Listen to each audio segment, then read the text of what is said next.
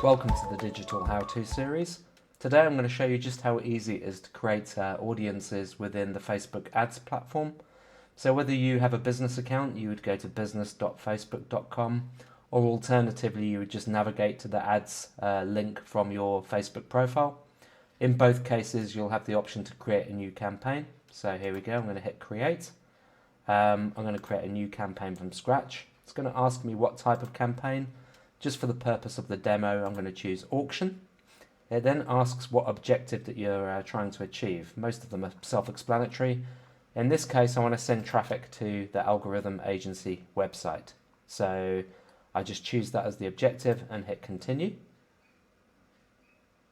Now you have the option to set a campaign name. I'm just going to call this test. Again, it asks the objective. You have the option to have A or B tests, which means that you can split different creatives, run them in the same campaign and see which one performs the best. Let's keep things simple and just have one ad group for this campaign. So we've got a test ad group. You'll see here that there's an audience measurement tool. So at the moment it's saying that based on the default settings, I've got 22 million people in South Africa that I can target. Obviously that audience is huge, so we need to refine that based on the type of behavior or audience that we're after. So we're going to leave the objective as website traffic. You then have the option to set either a daily budget or a lifetime budget. Generally speaking, it's better to set a lifetime budget just because you have more control over the total spend for the campaign. Let's just put 1,000 rand in.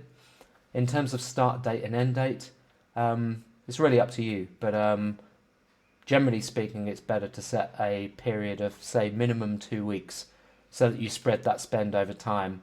Ad platforms do like to chew budget, so the shorter the campaign duration and the bigger the budget, generally the more it will spend.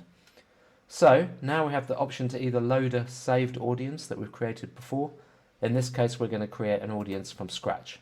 So it's now on the default, which is 22 million people in South Africa on Facebook. So I want to target people in Johannesburg specifically. So if I remove South Africa, I then have the option to include or exclude audiences based on different geographies, towns, cities, regions. You can even change the radius select here to be more specific. In this case, I'm just going to set it to the greater Johannesburg area. You'll see now that the audience has shrunk from 22 million to 4.5 million. But we've still got a very broad audience selection here. So in my case, I'm thinking about the demographic of the people that would potentially buy digital performance marketing services from Algorithm. Kind of my thinking here is that if someone is 28 plus, they're likely to have some purchasing authority in their position. And just as an arbitrary value, anybody greater than 50 years old potentially isn't in the role that would enable them to make a decision on digital marketing. With all of these things, you have to make assumptions. Then we have the ability to select genders. In this case, I'm going to go for both male and female. And now we have a whole bunch of different options around detailed targeting. So if I hit edit, I now have the ability to find behaviors related to my target market. So I'm trying to sell digital marketing services. So let's go for digital marketing. You'll see here you can pretty much search for anything and it will serve options. Just pay attention to this bit here where it's saying either behavior or interests. So in this case, I'm going to go for people interested in digital marketing. So now if I hide this, you'll see we're down to 170,000 people. However, this is still quite a broad audience. And obviously my budget is quite small, so I need to make sure that I can reach that audience potentially 2 or 3 times during the same campaign. So I need to refine this further.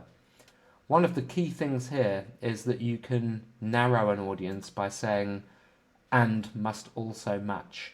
So I'm after people who are of a medium to high demographic. So maybe I want to look for people that are interested in luxury goods because that's an indicator of purchasing power.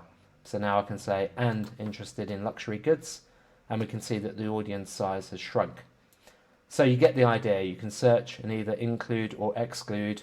And I guess the key thing here is that you really need to think about exclude targeting as much as you think about include targeting.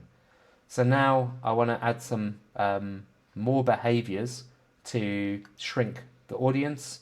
So potentially I could say people that are not looking for a get rich quick scheme, or maybe a Ponzi scheme, or a what do we call it, multi-level marketing scheme, which would be an indicator that generally these people don't necessarily have disposable income.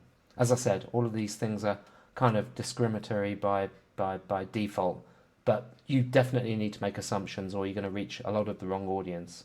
So now you get the general idea. It's up to you to navigate and choose the behaviors that you do want, but remember to exclude the behaviors and attributes that you don't want. Once you've done that, you could save the audience to use at future point in time. And that's how easy it is to create audiences within Facebook Business Manager.